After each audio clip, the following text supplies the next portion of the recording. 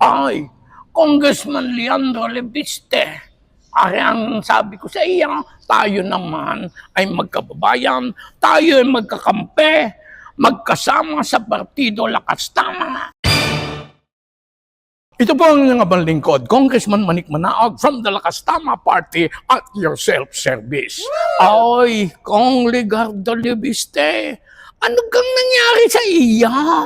Balita ka, ikaw paalis, papunta sa 19 na bansa sa susunod na 6 na buwan.